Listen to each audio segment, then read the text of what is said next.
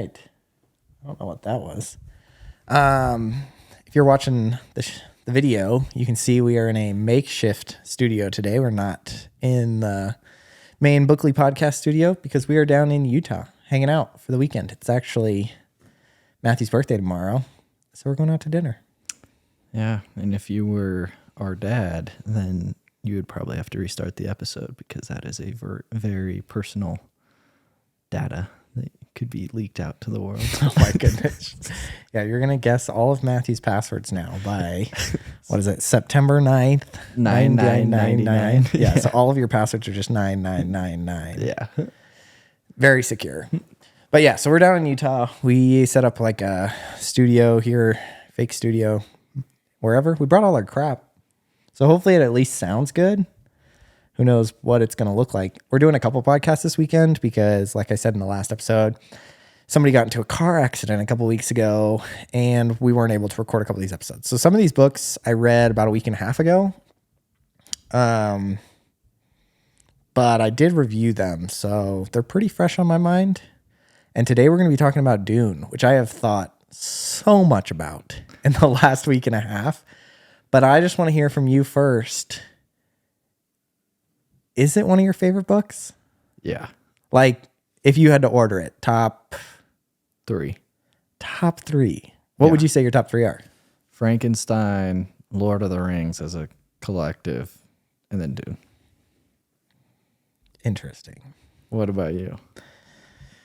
I can't decide if I like it or not. There are some things that I thought were so cool about it. And then there were some things that I still just hate. And if I had to rank things, I would say at the absolute very bottom, scraping the literal crap off the earth, is the old Dune movie. The movie was terrible. I don't know how anybody sits through that freaking movie. Have you seen that one? I tried. Dad, I think he got you to watch it. He tried to get me to watch it, and I said, like, after the first 20 minutes, I was like, I think I'll watch the new one when it comes out.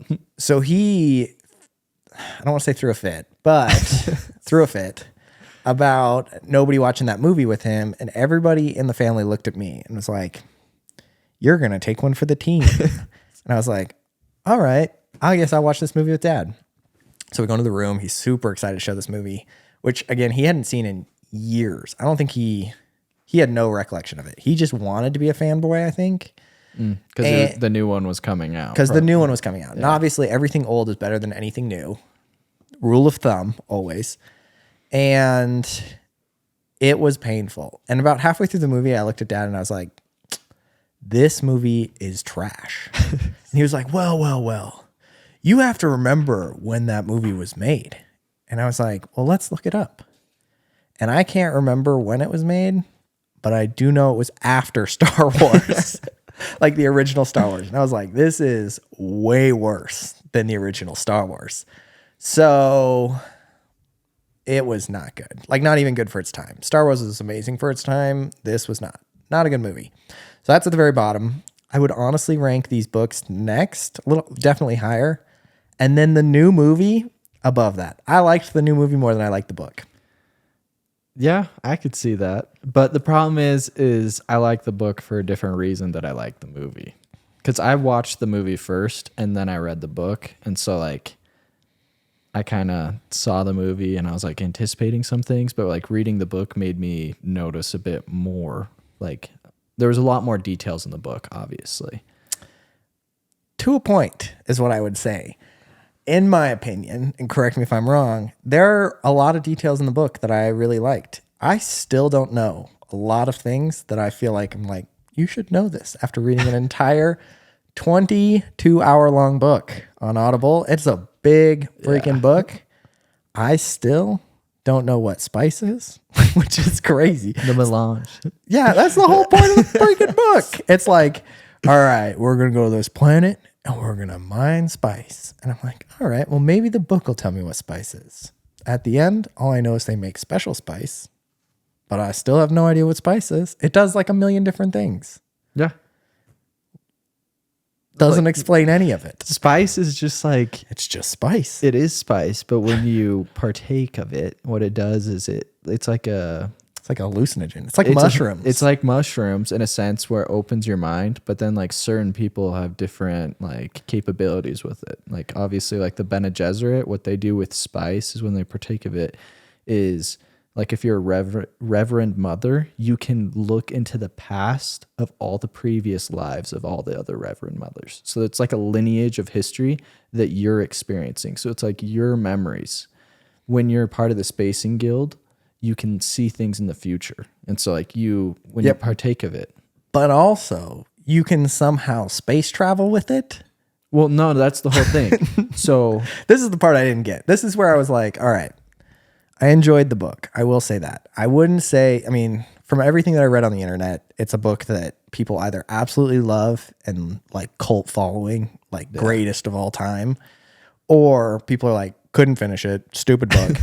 And I don't think I land on either of those spectrums, but I would say there are parts of the book that made me want to put it down, and there were parts of the book that I really, really enjoyed. So I get both spectrums. yeah. Because again, for him building this world, he does a terrible job of explaining a lot of things. Yeah, I'd agree. I had to look up a bunch of stuff while reading. Like absolutely terrible. I've seen 2 movies and read a book, and I still can't tell you what the heck like the Bene Gesserits do. I know that they're with politics, and that's like their goal in life is to control politics. But why? See, yeah, I see They that. don't have an outcome that they're going for. They're going for this, like their outcome was this Kwisatz Haderach or whatever. Kwisatz Haderach. Yeah. But they don't ever say why that's the outcome that they're going for. They're just like, this is what we want. Yeah. And they don't explain what that guy's supposed to do. And then when he comes, they're like pissed. So now you're getting into like all the other stuff in it and like the whole fandom and like the other books. Because like the whole goal of the Bene Gesserit was to produce the Kwisatz Haderach or whatever. That's an Arabic word. And so he draws it all from Arabic. And like there's Islam in the book, there's Buddhism in the book, Christianity. And the whole reason he wrote this book, I don't know if you know this, and there's spoilers in this, right? In this one, there's going to be. In the last episode, I tried not to do spoilers because it was a murder mystery book. But in this one, honestly, this book's been around for literally ever. Yeah, There's been like 8 movies about it. And so I just don't even care anymore. We're going to do some spoilers in here. Okay, so the reason why Frank Herbert wrote Dune was you can't put somebody on a pedestal, on a Messiah title, because that person is not perfect.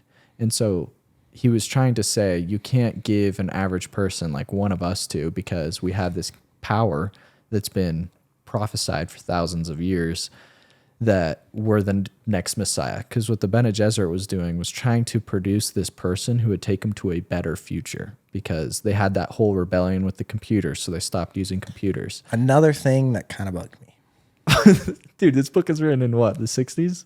It was written in the 60s, so I'll cut it a little bit of slack, but it glances over that in a paragraph. Like, at one point, there were computers, and we didn't like them, so we got rid of them. I gotta ask, though. Did you read the appendices? No. It explains all of it in the appendices. What like book needs appendices? Tolkien? I haven't read that either. Okay, see, that's your thing. You're not, like, this is like the huge in-depth fantasy. But like the Bene Gesserit, they promised this person who would come and bring him into a better future. Like it would lift him out of this like feudal, space feudal state with like the emperor and like the conflicting sides. Like he would be the one to bring ultimate peace. And so when they thought it was Paul, certain people thought it was Paul, and he got put on this pedestal of Messiah. And when they're calling him, what's the mouse? I don't remember the specific name of it now, but like he was the Messiah of the Fremen. He was the promised Kwisatz Haderach of the Bene Gesserit and all this other stuff. The next book opens with him explaining how he murdered like more than half the universe. Oh yeah, I know that that's like his next path is revenge. Exactly. And so the whole thing is about how people are trying to kill Paul in the second book.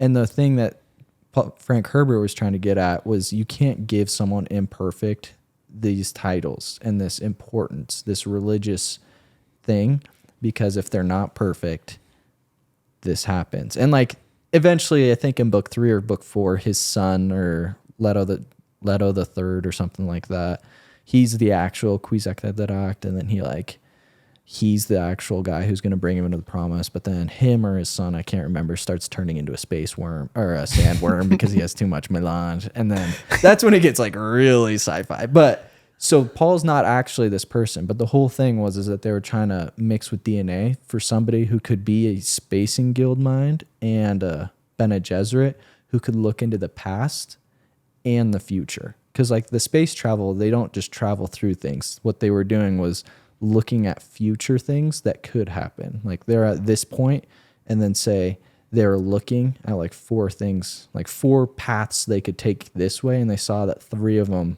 caused destruction, and then 1 was successful. So then they knew the coordinates they had to go. They like did all that calculation, like thousands of simulations basically in their mind through the spice. And so Paul's mind was able to look back and future. And that was like a gender separation for them. And so that's why he was so special. And so they put him on a pedestal. But So was Frank Herbert anti-religion, like in general? that I don't know. I know that, I don't know. Because he was a huge fan of Foundation. Have you heard of that book? I have heard of it. I've never read it. So Foundation is a book that precedes like Dune, and he based a lot of the like galactic empire type thing on that, but he made like Dune and the whole point of it itself. And so I don't know that, but I know he was a huge fan of Tolkien, and he was a Catholic, and Tolkien was really religious, and Frank Herbert basically idolized him. Gotcha. I know Tolkien hated Dune. I don't know if you knew that. No. What a harsh review from someone that you idolize. Dude, he sent him a copy and he said, this is the worst book I've ever read. Like, he was like, I will never say this in public. But he wrote it in a letter to him, and he was like, but I will never recommend this book to anyone. And like, I hated it. Why? Did he say why? I think it's because he was such a big Catholic, and the entire purpose of the book was to show you can't have a Messiah because they will ultimately fail. And he was a Christian, and so he believed in Jesus Christ being his savior. And so Gotcha. I think it's strung a little too close to him. Like, I can see that. So the next thing that was very interesting to me was, do you think that this book was, who's the main character in the book? Because in the movie, it's definitely Timothée Chalamet. yeah. The movie's all about Timothée Chalamet, whatever. You know, everybody likes their pretty boy, Timothée Chalamet, in the movie. Him and Zendaya. Like, that's the whole, like, that was the movie.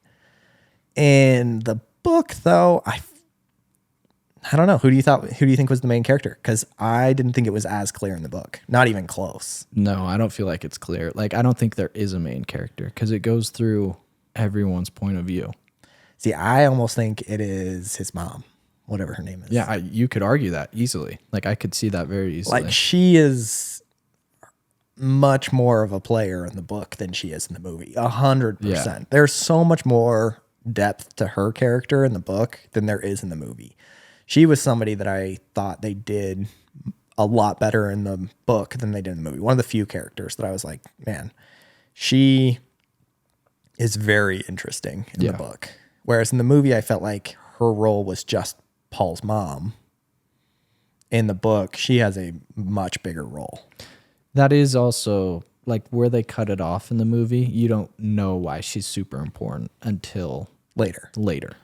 But I mean, even in the book, though, you could tell she's important. Like, she plays a much bigger role in his life and his upbringing, and even talking to people in the book. Like, she has a relationship with Yue, the doctor. She has a relationship with Gurney Halleck. She has a relationship with everybody. Whereas in the movie, I feel like she has a relationship with Paul and with Leo, and that's it. Yeah. She doesn't really interact with anybody else.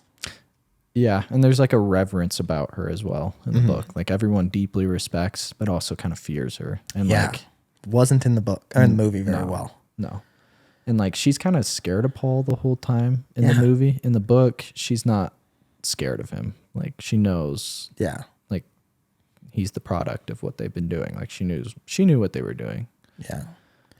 I have a question for you though. Okay. Were you expecting his grandfather being who he was? No. Also disgusting because they're like cousins then. Who? His mom and his dad. Because the Harkonnens are related to Atreides. They say that. They're like cousins. Yeah. So it's like an incest. But I mean, they kind of talk about that in the beginning too, because they kind of talk about like keeping bloodlines clean. Impure, yeah. Which I know is like a thing that happened back in the day too. You know, there were lots of messed up royalty back in like the feudal times. And I know this book like very mimics feudal world times. So like it's very like, I would say like almost medieval Europe is really what it's like. It's like medieval Europe politics set in the Middle East over, and honestly, with the conflict of oil. Like really that's what it was. It's like modern conflict over oil set with medieval politics. So it's like a cool concept for sure. Yeah. You know, you have different houses and they're warring over each other. It's like different, like dukes. I mean, literally they use the same names, like dukes, barons, dukes. And then you've got obviously your emperor, and he's kind of playing chess with all these dukes and barons and things like that. So it's very medieval.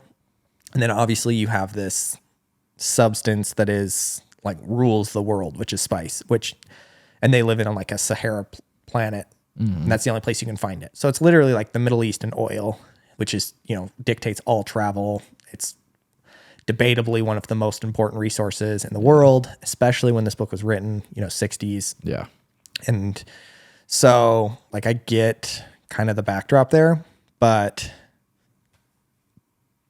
yeah, the whole finding out that they were kissing cousins and they had Paul was kind of gross. It blew my mind though.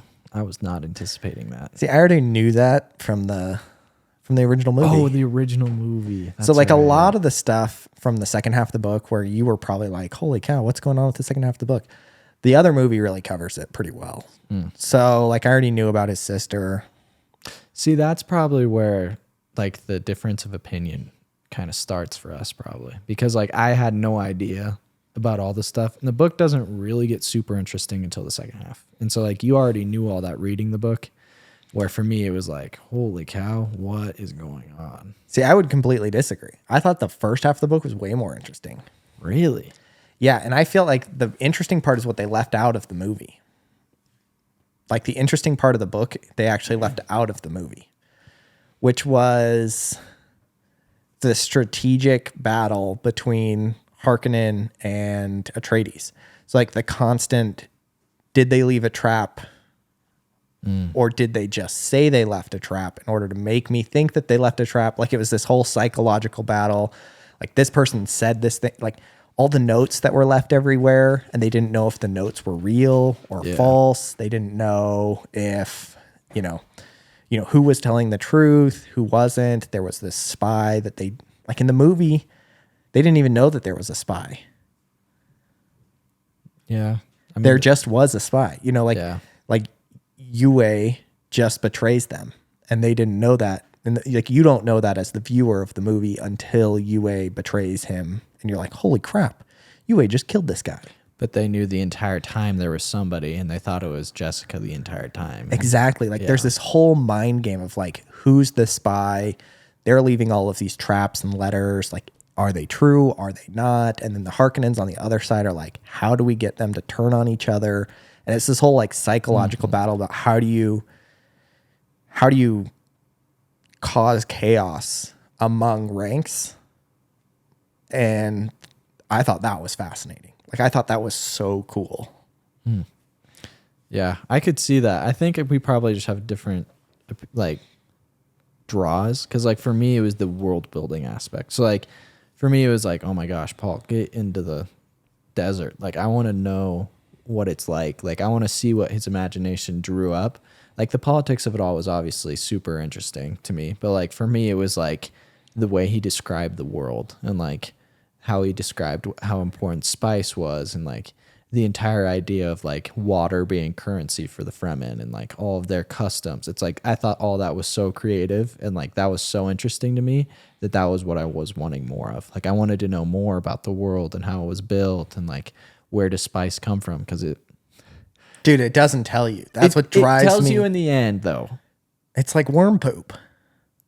Yeah, it is. But like it explains it, and that's why like they haven't developed the place yet, is because they know that that's where the spice comes from, and spice is what controls. Like it's so addictive, and it what really like makes the universe run, and so it's like they have to let it grow, and they have to do all that, and so they can't turn it into an oasis when that's what the Fremen wanted the entire time. They don't care about the spice.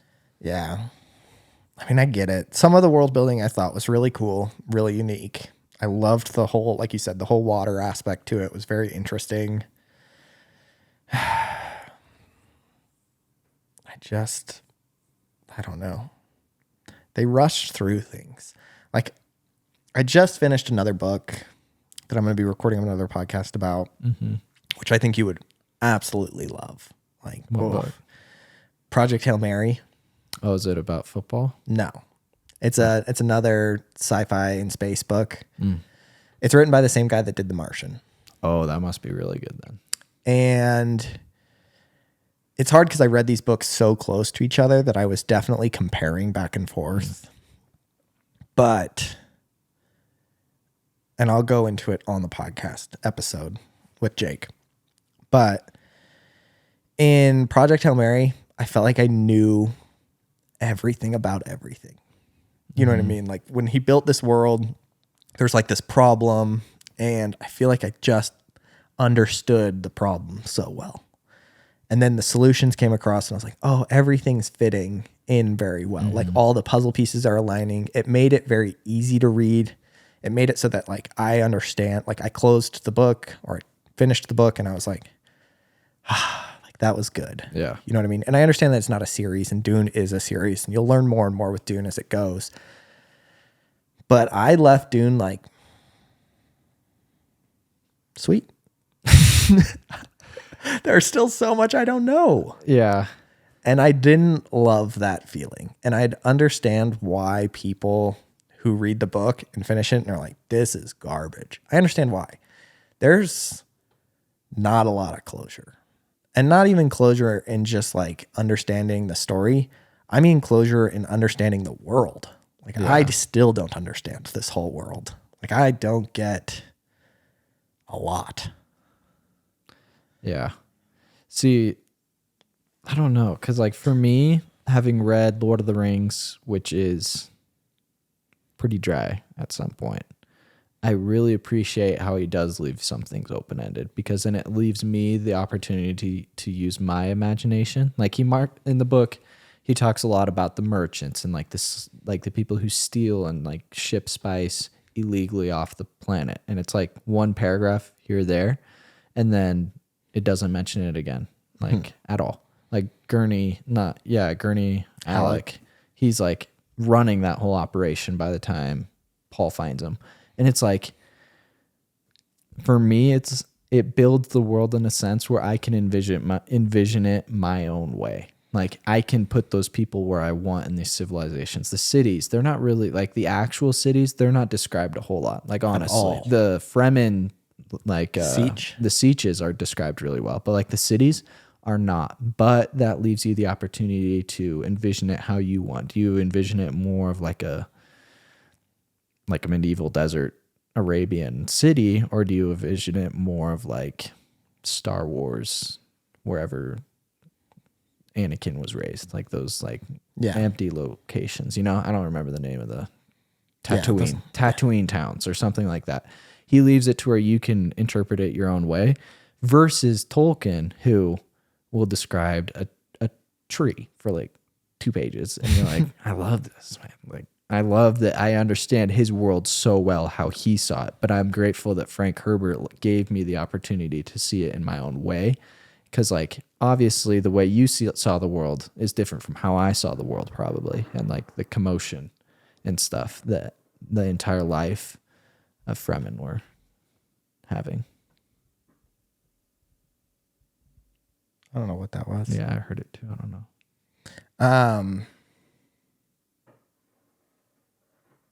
It's probably upstairs. Oh, I think it's just heat and stuff. I don't know. That's fine. There'll be a little bit of background noise. We're in a makeshift studio at this point. I agree. It's like Disney's wet dream. Disney's wet dream. I mean, imagine the amount of spinoffs that you could make on it. With just these gaping holes all over this freaking book. Besides the pedophilia and no, that's still Disney's wet dream. Don't get me wrong.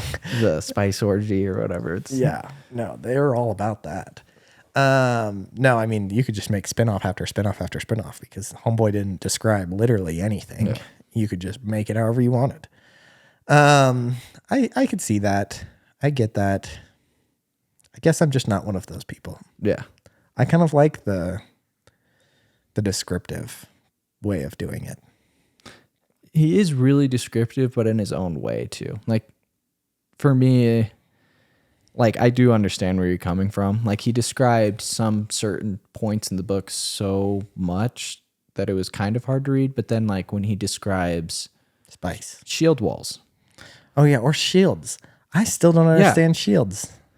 It's like an energy, but then when you have a las gun, it blows both up. I'm like, why don't you go more behind the science of that? And then like shield walls in the sense of like, I didn't realize he was talking about just rocks in the sand until like halfway through the book. That's what he was talking about. It's like I literally thought it was like a shield, but then it was like, but if you have a shield, the worms will come to you. And it's like, obviously it's not a shield the way I'm thinking, but like, so like I can get that confusion at times, but yeah, shields were weird for me too.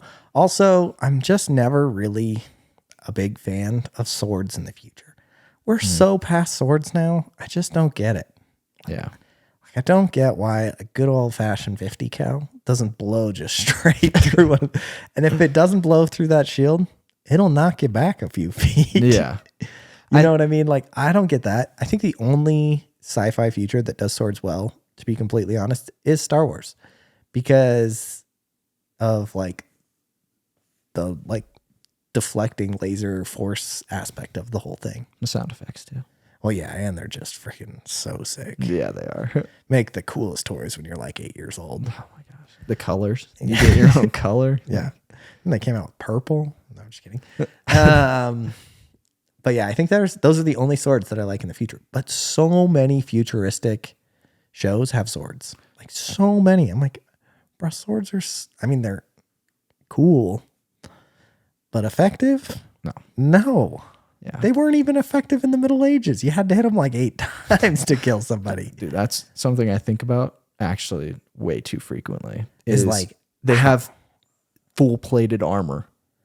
How are you supposed to kill them with a sword? Yeah, dude. Swords didn't even really kill people back in the Middle Ages. Like it took multiple hacks to cut through anything. Like it wasn't like just cut through somebody. No. Like it was hard to kill people with swords back in the day. And if they had full plated armor, you're not getting through that armor. And so like you just beat each other to death. Like hope you hit something without armor. Yeah.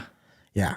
So that's what I don't love about futuristic stuff with that kind of technology. Like, why are we taking steps backwards? That's also how I kind of felt about the robots. I was like, I don't know. Could have just built robots without AI in it. That is true. But like, the swords, though, I think he was going for the whole medieval future, though. He was. And all the other stuff is kind of based off of him because he's the one who made the big breakthrough. Like, A New Hope is really based off of Dune. Like, the Jedi are like the Bene Gesserit kind of because they have this power in their mind. Like, when it calls them the weirding way, that's the Force. It's not the Force so much as they can manipulate time. And so like these are not the droids you're looking for. Exactly. That's okay, that is the Force in the Bene Gesserit. But like that's the voice, right? Yeah. These are not the droids you're looking for. That is the voice. That's the voice. Also when she's fighting the leader of the siege they initially find, I can't remember his name. I can't either. they end up finding out that she's a weirding woman. And I was like, oh my gosh, I have no idea what this is. A weirding woman? I'm like, she look funny? Like, she's a weird looking lady. I know, but in the end, what it was is that she can teleport herself basically and like manipulate space and time to be able to do moves that normal people couldn't do. So that's why he was able to, like, she was able to beat him. And so that was the whole entire idea behind the Jedi, is they can manipulate the Force, which is space. And so like they all had these special daggers that were super sacred to them, the lightsaber.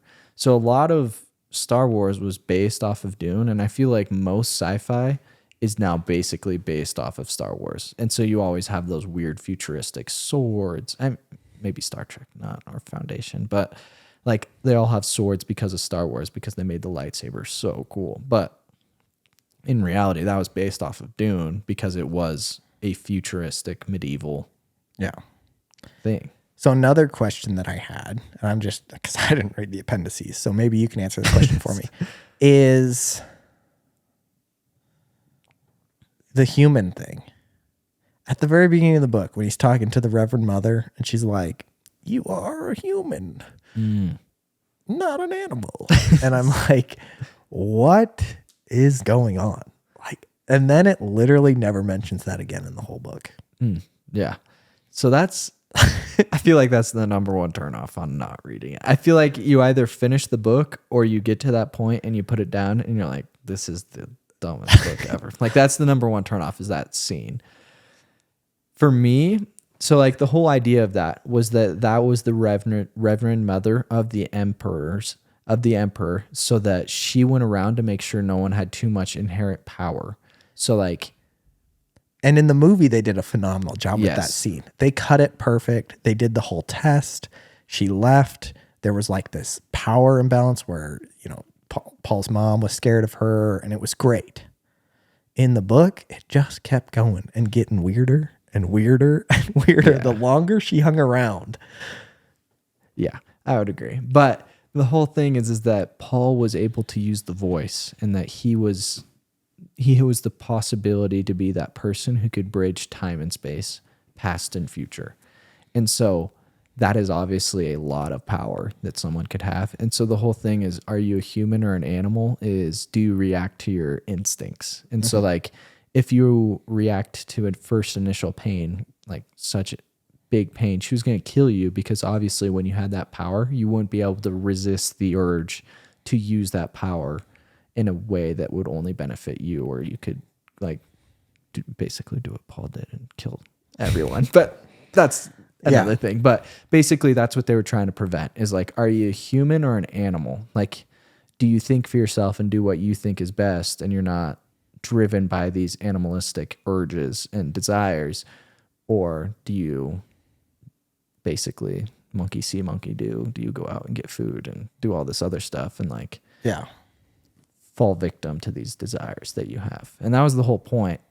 And I think it did work initially, because the entire time Paul was doing everything was because he said, I did not want the jihad to happen. I don't want the galactic jihad, or like the space jihad, to kill everyone. I don't want that happening. I don't want that happening. I don't want that happening.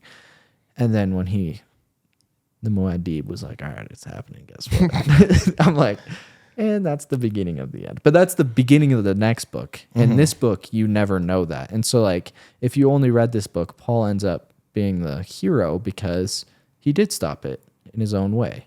Yeah, and he got rid of the Harkonnen, which were the bad guys. Obviously, yeah. So I get that.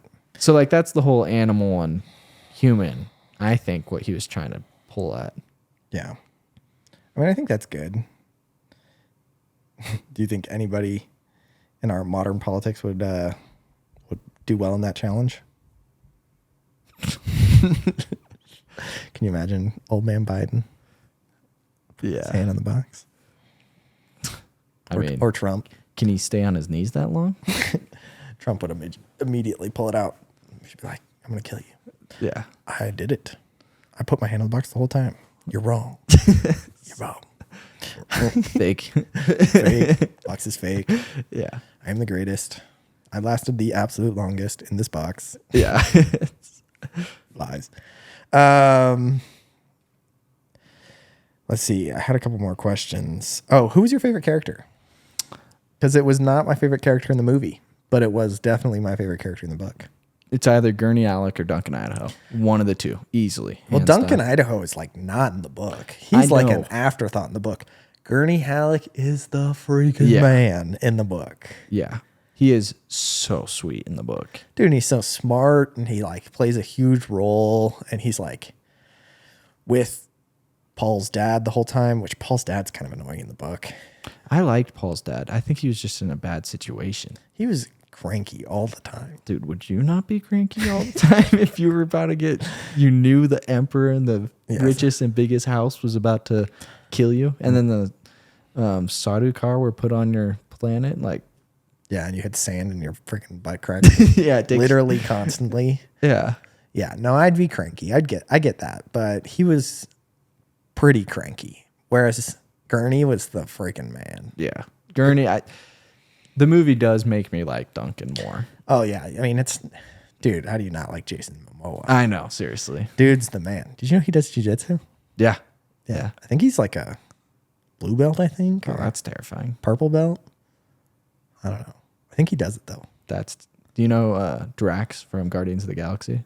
Yeah. Brown belt. No way. Actual brown belt too. Really? Yeah, he's been doing it like not like private instruction. He just goes to a random gym and like rolls with randoms. Brown belt. That's kind of scary. He's a big dude. Yeah, that's terrifying. He's a big dude. It's always scary when big dudes are good at jiu-jitsu. Yeah. Ashton Kutcher's a brown belt. I did know Ashton Kutcher, and I know he like loves it, like swears by it. Ashton Kutcher's a cool dude. Yeah, he started Thorn too. I know, with like that anti-trafficking stuff. Yeah, he's a great guy. He's dope. But yeah, Duncan Idaho, way cooler in the books. Way cooler in the movies for sure. Yeah. Jason Momoa freaking kills it. I feel like he's just kind of an afterthought in the book, and Gurney's the man in the book. Yeah, he was my favorite. Well, like every time his name popped up, I was like, let's go. Yeah, he is the best. He went from absolutely nothing and like going on his word that he was just going to kill Baron Harkonnen one day. Like, that was his whole goal, to becoming the lead of like the illegal space trade, and then finding Paul and going, all right, guys, I guess we're joining Paul. We're going to go get the Baron. Yeah, he's pretty legit. Yeah. The second movie. Yeah. I'm a little worried. It's a weird second half to do in a movie. Yeah. In the book, I get it. Like you can do, you have certain liberties when writing that you just don't have when filming. And one of those things is just taking a 4-year hiatus. Yeah. Like true. In the book, it just like is like, and then 4 years later. It makes sense because he's just living. Yeah. You know? He's just chilling in the siege, getting used to the way, growing, popping out a baby. You know, him and Chani are getting down and dirty. Learning how to ride a worm. Yeah. Like all of that stuff. I don't know how they do the 4-year time skip, but they have to. Like they literally have. One of the most important characters in the whole book comes during that 4-year. Like his sister is literally one of the most important characters in the second half of the book. Yeah. And I mean, I don't know. Like, how do you? That's why the Reverend Mothers and the other Bene Gesserit hate Jessica. Yeah. Like that's the whole thing they are against her, is because you're not supposed to have a kid when you're the Reverend Mother, and you're especially not supposed to give her the past memories of all the other Reverend Mothers when she's in your womb. Like that's not supposed to happen. Yeah, that was weird. But yeah, that whole like that. She's a weird character. Just the daughter. Like his sister, weird character. But also, I don't know very many articulate 4-year-olds that are going to be able to do that in the movie. You know what I mean? Like, I just don't know how they do that. But I mean, they could always make her older, because like Paul in the books is like 16. Yeah. And Timothée Chalamet is definitely not 16. So like they could just make her older. Like maybe they make her like 8 or 9. Yeah. But still, then you like, how do you describe that gap for everybody? You know, like all of a sudden there's like this 8 or 9-year-old just walking around stabbing people. And then you've got everybody else looks the exact same. And then meanwhile, Zendaya and Timothée Chalamet pop a baby out. Yeah. Yeah, I don't know. it's going to be very hard. Had they done the time break in the middle of the two movies, that would have made a lot more sense, because they could have just started the movie 4 years later. You know what I mean? And it's the start of the movie and it's 4 years. But there's still a lot that has to happen before that time skip. Like, they still have a lot to cover, and then they have to do the 4-year time skip in the middle of the movie. I'm shocked that that's what you're concerned about. That is what I don't know how they're going to do that in the movie. I am way more concerned about other scenes in the book. Like what? Fade Rutha impregnating the other dude's wife. Or they'll just cut that. Like, I don't know. Dude, it's in the trailer. Or they'll gloss over. They won't show it. You know, they'll just be like, how are the this dude's flirting with my woman. And then it'll be like, I think I'm pregnant with his baby. Yeah, or like the Baron. I mean, like, I guess they already kind of skipped over that. He's like a huge pedophile in the book. And you know why you absolutely hate him. Yeah, he's disgusting in the book. He's a piece of crap. Which is one of the things I actually love about the book. Yeah, he's a piece of crap. Because like in Lord of the Rings or any of those like older fantasy or just fantasies in general, you always know the bad guy, but you don't know why you don't like the bad guy. Like Sauron, when you start reading Lord of the Rings, could be the pro workforce. He could just be pro make everyone equal. He just wants to bring industrialize the world, because he's like, orcs are the most advanced with technology. He's just trying to bring everybody onto one currency and one language, because there's he's a communist. Yeah. And so like, I mean, that's why Tolkien was writing against it, because he was anti-communism. But you could spin him in a good light. I mean, the Baron, a lot of people have spun communism in a good light. There are a lot of idiots on this planet right now who think that we should give communism another try. It's not true communism. Yeah, because communism has never been done right. That's why it hasn't worked. Exactly. Didn't you know that? Yeah, exactly. How dumb are you? But you don't know exactly why you hate Sauron when you're reading Lord of the Rings. You just know you do. Like another book, I guess that's a bad example. But I was going to say Hunger Games. Like President Snow was trying to... Nah, he was a bad dude. But like... Meanwhile, though, quick tangent on that. Did you know the 3 most... highest grossing or like most book copies sold sci-fi books of all time? Hunger Games, I'd guess. Number 3, Dune. That's why we're going over this. Oh, yeah. Number 2, 1984. George Orwell. Number 1, The Hunger Games. Yeah, I could see that. She killed it. She did. That's on my list of books that I do want to read. Have you not read them? No. Dude. Bro, I'm telling you, before I started this podcast, I literally never read. I was an idiot. I still don't read. I still struggle reading. I still have to sound things out. I'm like, dude, I did not read. That's why I started this podcast. I know. It was because I want to grow and appreciate reading and appreciate books and learn how to be my own educator. Yeah. And also, it's just Hollywood sucks freaking nuts. We can't make a good movie to save our lives. Dune was really good. Yeah, but it's rip off of a book. What I mean is there are no original stories anymore. You know, like we're remaking Snow White, but we're gonna make her. They removed it, actually. No, I heard that was a lie. I heard they're still going forward with it. No, I mean, I thought they removed it off Disney Plus. The new. That's what I thought. But I no, there was rumors that they canceled it. It's not even done. It's not even supposed to be released yet. There are rumors that they canceled it, but they didn't. I think those were. I follow. Yeah, but what I mean is, there's just no good stories anymore. So you might as well go back and read all the great books of forever, because there are some. Like, I've thoroughly enjoyed reading over the last 2 months, and I literally have only been reading for 2 months. So I'm excited to go back and read like books like The Hunger Games and books that I've never read before, because I never appreciated reading. Mm-hmm. Like, honestly, when I started this podcast and people started finding out that I was doing it, I can't tell you how many text messages I got from people that were like, "You can read?" ? I'm not even kidding. That was the same exact response I got from like my best friend from high school. Sent me that. He was like, Camp?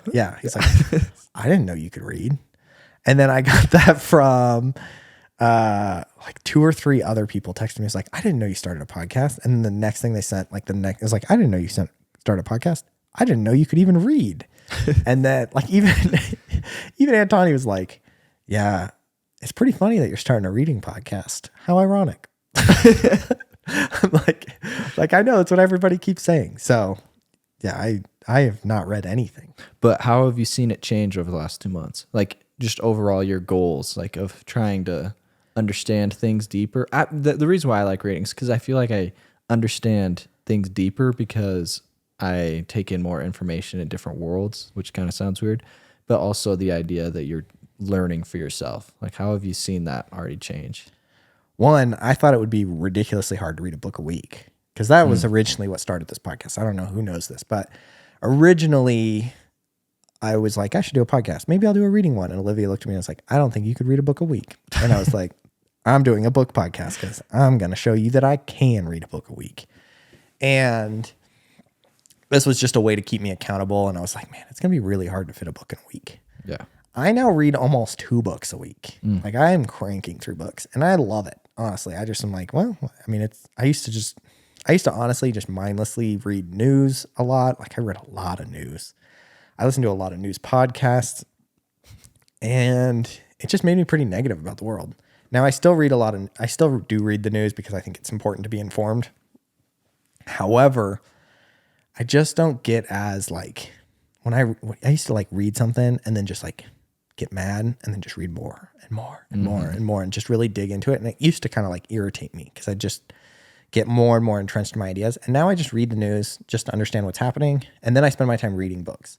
And I feel like it has changed me a lot. Like I feel like I'm happier. One, I feel like I'm way happier over the last 2 months.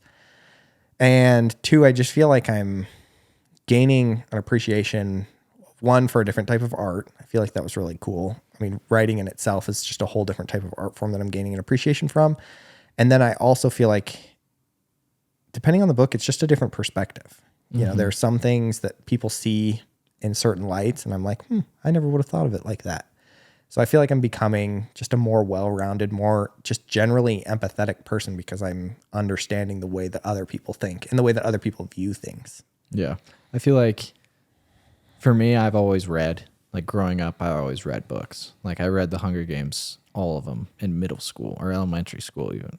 How mom let that happen, I do not know. But yeah, I was way too young to read those, I think.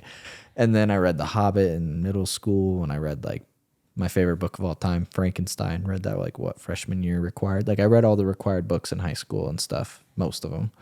And so like for me, it's helped me find who I am, like, and be more happy with myself. Like, because I will not lie, I mean, my wife says this all the time, I'm a huge nerd. Like, I really do. Like, my favorite books are like Lord of the Rings and Dune. And like, I love... You have to be a pretty big nerd to have Dune as your favorite book. I'm not gonna say I hated it, but it's definitely not my favorite. Yeah, but like reading it helped me see what I like and be more comfortable with myself. Because like, kind of like what you mentioned in the podcast with Olivia, like finding comfort in books. That's kind of like what I've found in books. And like Dune for me, like I've always loved sci-fi and like I've always loved these things, but like I never felt connected to Star Wars because it wasn't real enough, you know?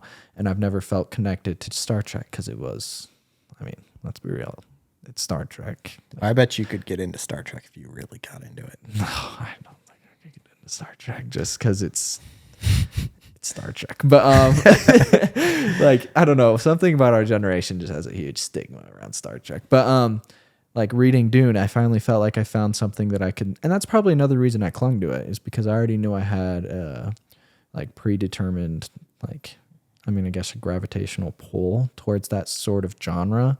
And I didn't have a space sci-fi book like that I had a fandom to follow. And so I feel like it kind of pulled me toward that. And I maybe do turn a blind eye towards a lot of these other details. But for me, it's like, oh my gosh, the fact that he came up with this idea and like he created these characters, and like I want to be more like Gurney Alec. I want to be more like Duncan Idaho, willing to put my life on the line for something that I only gave my word for, you know, like stuff like that. And it makes me, it reflects back into my life daily. And that's kind of how I viewed books my whole life. And that's why I feel like I loved Dune, is because there's so many characters with a wide range of personalities and the things they do, that at any point I'm feeling throughout my day, if I'm feeling down or if I'm feeling like I don't feel like trying at school anymore, I don't feel like trying at this or whatever, it's like, well, in back of my mind, I'm always like, this person did this in this book, which sounds silly, but like it kind of does be like, all right, well, if this person that I grew attached to can do it, then I can do it. That's kind of a cool side effect of reading, for sure. I don't know that that applies to me, but I mean, that could definitely apply to tons of different people. I mean, it's definitely a reason to read, for sure. Yeah. And I'm not going to say that it definitely won't. I could see, I mean, you can get heroes. I mean, basically what you're describing is, like a personal hero. Yeah. You know what I mean? Somebody that you look up to. And I mean, those kinds of people can come from anywhere. I mean, it could be, for a lot of people, it could be like familial. For, some people, it could be friends.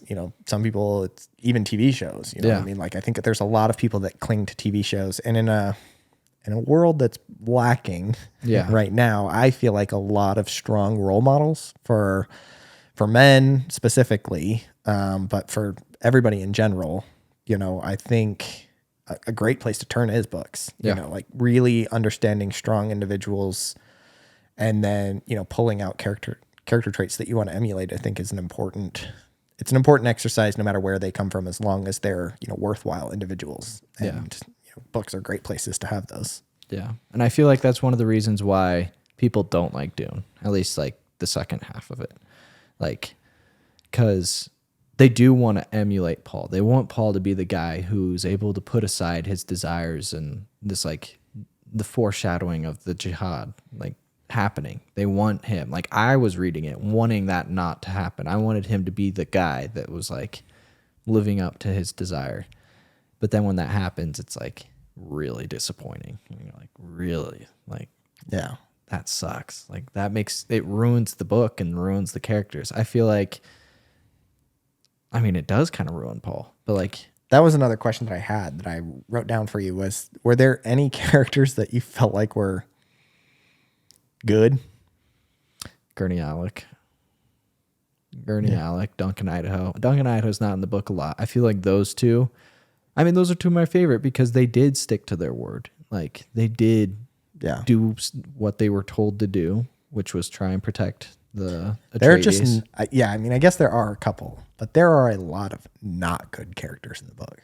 Oh, like bad people? Yeah. Oh, yeah. Like, the book is just basically filled with characters that, like, 90% of the dialogue, I would say, from the book is from characters that you don't like. At least 90%. Because, like, in the book, Dr. Yue has a much bigger role. Like, there's a lot more that goes on with him. And you really don't like him. Like, I don't know. Like, you only like him, though, because you didn't like him because you knew he already betrayed the Atreides, though. Yeah, but it says that right in the beginning of the book, that he's going to. Oh, maybe I didn't catch that part when I was reading. No, it literally says, because it's that whole Princess Irulan. Yeah. At the very beginning, in like chapter 2 or 3, she's like, so-and-so, betrayer of House Atreides, will never, ever, like, basically she just paints him in like this absolutely evil light. Yeah. And her little foreword that she does at the beginning of every chapter, and it's about Dr. Yue. So you know that he's going to be the bad person. Yeah. But he has a big role in the book too. That is true. What did you think about that foreshadowing? I feel like that's another Princess thing. Irulan, like in every chapter. I feel like you can't do that in a movie, and that's one of the reasons I appreciated it so much in the book. But what did you think? It took me a really long time to understand who the heck Princess Irulan was. And so, like, appendices. I was listening to this book, and it was like, Princess Irulan says, blah, blah, blah, blah. And I was like, who the heck is Princess Irulan? Until, like, honestly, she doesn't even come up until the last chapter and a half. You're like, she's the Emperor's daughter. Yeah, so that was weird. I just couldn't figure out who the heck she was. For the longest time, I thought it was like Paul's daughter. And I was like, nah, that seems weird. But yeah, I had to look that one. I mean, like, that's the benefit of having the physical book, is it was so easy for me to be like, oh, I didn't understand this. Go to the back. And I just look it up in the appendices. Yeah. And like the appendices talk about the entire, that's probably another thing.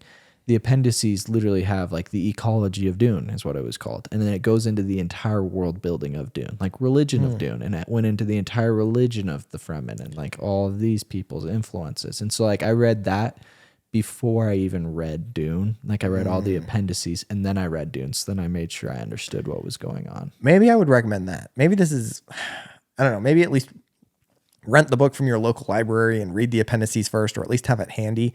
Honestly, the audiobook was phenomenal. They did a great job. There's a ton of voice actors in it, so they change all the voices, and they have women and they have men. I love when audiobooks do that. It's a production. It's really great. So listening to the audiobook was really fun, but I could see not having the appendices be definitely a negative, because I went through the whole thing like, are they going to explain this? I guess not. I guess we're just moving along. So I could see that definitely being a benefit. So if anybody decides to read the book, that's what I would recommend. At least have the appendices handy, or just do a lot of Google searches, because I did that a little bit. There's like a whole Dune wiki page, like website, where you can just go through and it has like all of the stuff from Dune. And I use that quite a bit to understand stuff, because honestly, it's a rough book without that kind of stuff. Yeah. So like I understand why a lot of people don't like it, because imagine not having seen the movie, not having any of that stuff, and then just reading the book. I would be so lost. Yeah. You know, like just starting from the beginning and just being like, man, this book makes no sense. Toss. Yeah. Especially like before the internet. I mean, this book came out in the 60s. So like you pick up this book, you read the first 30 pages, you're like, oof, this is dense. Yeah. Done. So I get it. I get why people don't like it, but I'm starting to understand why people do like it too. Like there's a lot to it, and it's pretty cool. It is a pretty cool concept. Like I never thought about certain things like that, like certain aspects of life in that way. Like going back to the water, like water was currency, or like when Stilgar, that's the name of the person who was the leader in the siege, Stilgar said, what more can you offer me than the water that's in your body? It's like, wait a second. Like, that's the value you hold, is either what you're going to do or your blood and water in your body that they're able to filter out. Like, that's what's important to them. Or like the idea that the harshest conditions create the best warriors, which is why Fremen were so good at fighting as opposed to the Sardaukar. That was cool, because, I mean, if anybody ever listens to Joe Rogan, basically he always gives that analogy of, like, easy time make weak man make hard times make Hard. Or strong men make easy times make weak men, and it's that circular,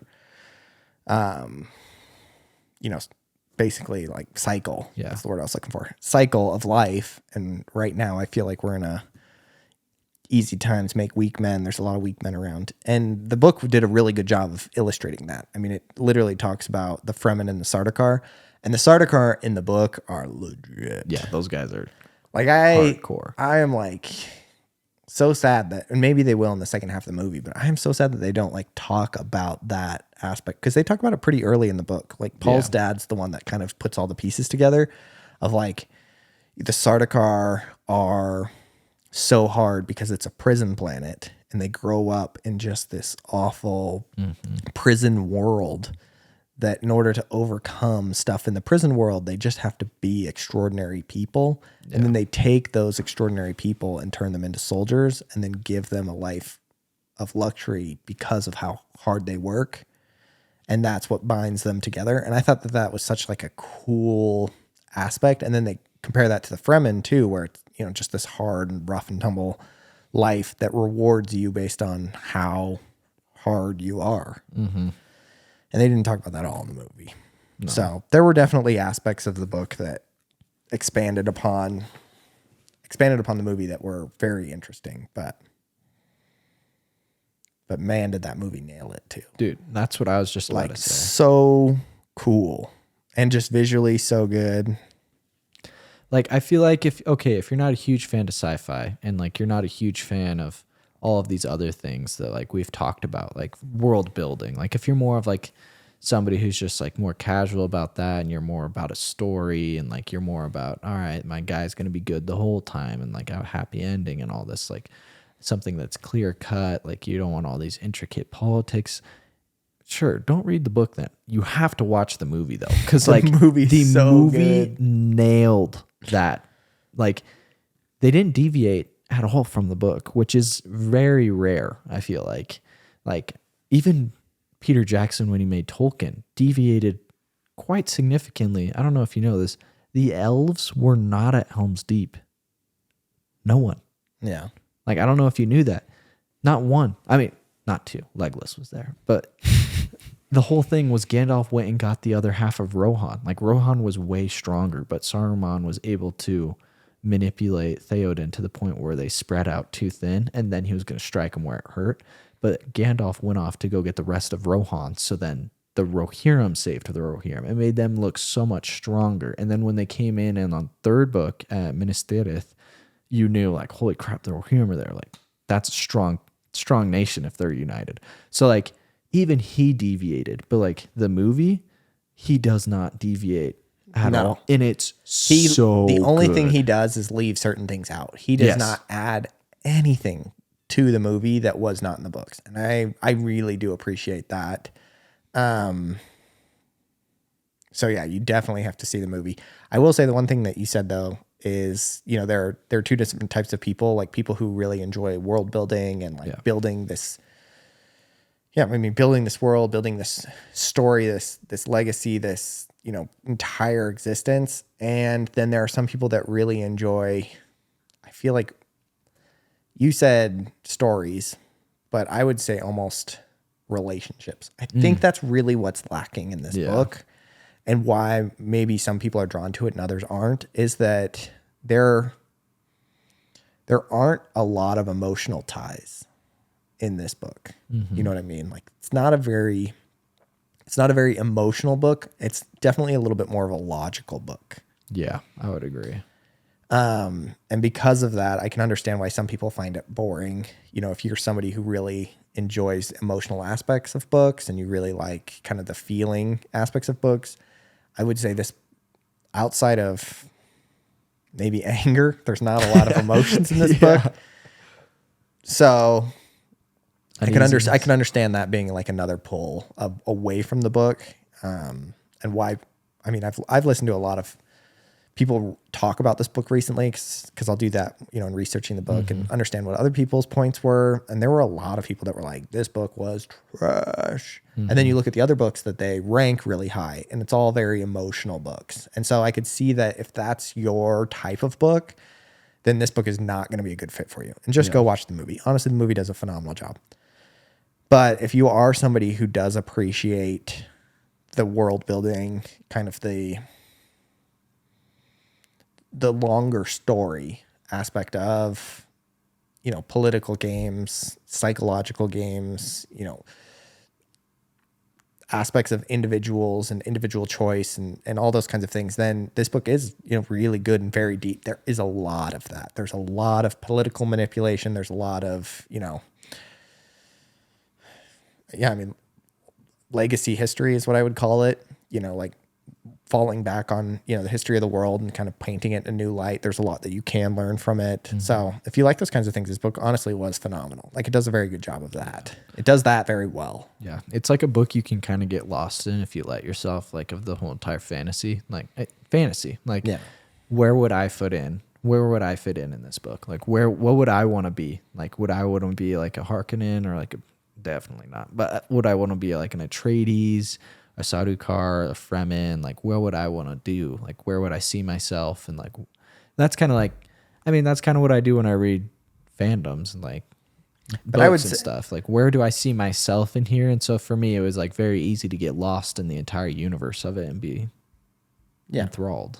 Yeah, and this book does a very good job of that. But what I would say is there are some books that do both very well, and then there are some books that just do one extraordinarily well. This is one that does one side of that like very, very, very well.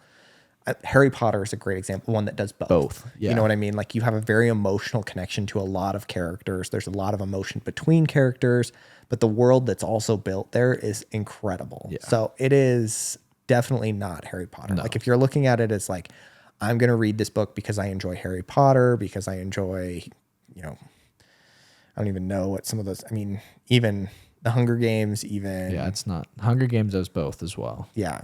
Like, can't even remember what that other. Like Divergent or like, I guess Divergent's kind of. I've never read Divergent. I didn't love the movies. I only watched the movies. I didn't love Divergent. There was heard Fablehaven's another one that I feel like does really good job of like both sides of the world. But this is not one of those. This is a world building, very cold, very intricate story told very well without a whole lot of emotion, in my opinion. Yeah. Besides uneasiness and anger. Yeah, uneasiness and anger in spades. They've got a lot of that. Yeah. So, yeah. But yeah, I guess it is just a book for certain type of people. Like, and if you can't even handle space, I would say watch the movie, reading about space and like focusing on space travel and manipulating time and space, most likely going to be really hard for you to read. Yeah. If you're looking for a space book that does both, I'm telling you, Project Hail Mary was phenomenal. The more and more I think of Project Hail Mary, the more and more I like it. Oh man, it was so good. Again, I'm going to do a podcast on it. You should listen to the episode with Jake. Yeah. It's going to be tomorrow. You've got to read the book. I will. I have a huge list of books I'm trying to read. No. And it's hard when make this your next book. The next one? Yes. I'm not even kidding. Come on. Yeah. I don't know. I have so many books I want to read. That's like the hard thing for me is because I'm in college and applying to grad schools. And so like it and working. I'm a research assistant and technically. Do you do Audible at all? No, because I don't have an Audible membership. And I'll give you mine. The other thing is I like reading. Because like. Okay, but this book is, Project Hail Mary is meant to be listened to. Like I'm telling you, it is like so well done from an audiobook perspective. Like they do a very, very good job. I'll have to try it then. And I'll let you log into mine and listen to it. Yeah. Dude, it is so good. I cranked through it, I think 3 days. And it's a 14-hour book. Like I loved it. Yeah. It was really good. So that was a book that I think does both really, really well. Really, really well. So yeah, I'm interested to see where this book. Dune's considered a classic, but I feel like there's not a lot of classic sci-fi movie or sci-fi books outside of Dune, and 1984 is technically considered a classic. Yeah. But there's not a ton like science fiction books. You could call it Frankenstein sci-fi. I call more horror, right? I mean, it's not really horror, but sci-fi dash horror, like either or. I wonder, do you have your phone? I want you to look up. I don't. No, I don't think I have service. Oh, no, I do. Let's look real quick. Maybe. I'll give this 2 seconds. Yeah. I'm trying to think of more sci-fi, like classic sci-fi. I don't even know. I don't even know either. Like Foundation. Foundation is written in, I think it was written in 1950. Okay, so yeah, you do have Foundation. Yeah. Dune is on there. Do Androids Dream of Electric Sheep? That one's on my list. Mm-hmm. That's Blade Runner. Yeah. Another movie Dad raves about. I love that movie. The original one? Oh yeah. So good. With Harrison Ford. Yeah. So good. No, Blade Runner was truly good. And the second one with Ryan Gosling was so well done. I'm gonna have to read the book before I watch the movie. I've heard the book is really small. Like I think it's a short story. I don't know. I think Dad said it was a short story, but I have no idea. So that one's considered one of the greatest. 2001: A Space Odyssey obviously is there. So I guess there are some great sci-fi books in here. But I think there's going to be a lot more. Like I always think of like what books are going to be considered classics when we're, old with our kids, and they're like, I can't believe that book came out when you were a kid. And I do think that this Project Hail Mary is going to be on that list. Really? Oh yeah, dude. See, I think like Harry Potter, Hunger Games, Brandon Sanderson. Some of his books will be on. But his is fantasy, though. It's not considered sci-fi. But it'll be a classic. Oh, I do think it'll be a classic. He's on my list of stuff to read, too. He's definitely really high. Steelheart's really good. I haven't read Mistborn, but I've heard Mistborn is the... So Frankenstein is number one on the list. So maybe that one is considered sci-fi. Yeah, because like it's mad science, And then Dune, The Martian Chronicle, The Orbit of the Fifth Season, Beacon Press Kindred... Ace of the Left Hand of Darkness. Is Dr. Jekyll and Mr. Hyde on there? I'm not seeing it. I don't. Or Mr. Jekyll and Dr. Hyde. I don't know. I always mix up which one's Mr. and Mr. Doctor. I don't know any of these books. Have you read that book? Dr. Jekyll, Mr. Hyde? Yeah. No, I have not. Do you know like the story of it? Oh, Brave New World. Man, that book was so weird. And one, everybody loves Brave New World. Everybody's like, if you love 1984, you're going to love Brave New World. So I read Brave New World. Dude, I don't know. You should read Dr. Jekyll and Mr. Hyde, though. I kind of want to read it for my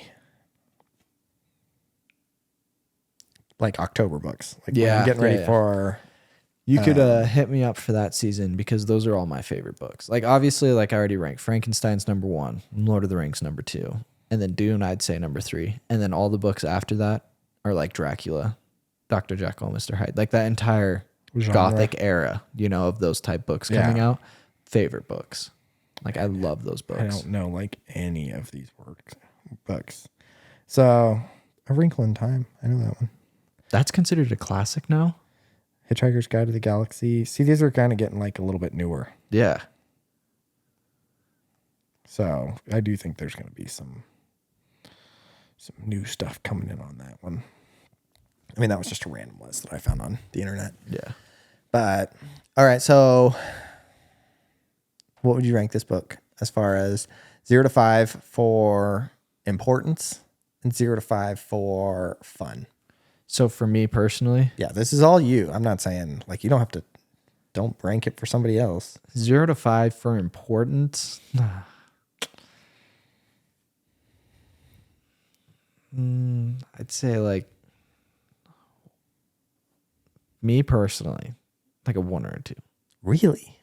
Because like I'd rank it higher than that. See, I know, but like for me, the entire idea of like the politics of it all and like don't put somebody into the Messiah title like this, that can all be found in history. And so like if you just look back, you'll find it. And I don't see it being so important because it's not real in my sense, in my mind. So like as part of fun for me, 5 out of 5, like obviously, like I love the book, but importance, I don't know how important it is from just, yeah. I would say that it's a 4 in importance. Really? Because it, like you said, it was so instrumental in starting a genre. Like that's true. Like in the amount of like space world building that it did, I think it was so important in kind of building that out and being early on in that aspect. I mean, it was written like forever ago and just, yeah, I think it did. And a new way of looking at space. I think that was very important for what it did. And then I do think that there are some of the, the political aspects, the Messiah aspect of it, kind of the reflection on oil, honestly, and the reflection on, like you said, Messiah and like pedestals and things like that. I think there is a lot that you can learn from this book, but I also think it was just instrumental in building and furthering a whole genre of books. So I do think it was very important in that regards. As far as fun to read for me, honestly, I think it was a 2. Like it was not it was not the most fun. I would honestly recommend the book or recommend the movie over the book for sure, me personally. But it was good enough that even if I wasn't doing this podcast, I would have finished it. Like it's not a book that I would not have finished. It was not a set down and never get to again. I would have finished it for sure, always. But once I finished it, it was one that I was like, all right, check, done. Moving on. Yep, never have to read that book again. Yeah. So that's kind of where I rank it on that side of things. I could see both of those. I guess I kind of forgot the whole building a genre and all of that. I probably would rank it a little higher now, but as part of like a day-to-day life, I don't know how important it is. Yeah, I get that. Yeah. All right, well, I think that's it. Thanks for coming on the podcast. Yeah. Thanks for having me again. Doing it in the middle of nowhere in Utah. I guess it's closer to you, so that's good. It is. You didn't have to come up all the way to Idaho. Yeah. But we'll have to do this again. And for all of those that are still watching, please like, comment, and subscribe. I don't think anybody has commented except for you and Adam and Josh. So I don't think anybody actually makes it to the end of these freaking episodes to listen to me say, please, please, please leave comments. Let me know what you think, how we can do better. And if you are interested in being on the podcast, definitely coming down to Utah again in I think in like a month or two. So if you can't come all the way up to Idaho, let me know, or come on up to Idaho, do an episode with me, read a book. It's always fun to read a book, talk about it. There's a lot you can learn. So thanks for watching. Thanks for coming out and doing the podcast. For sure. Thanks.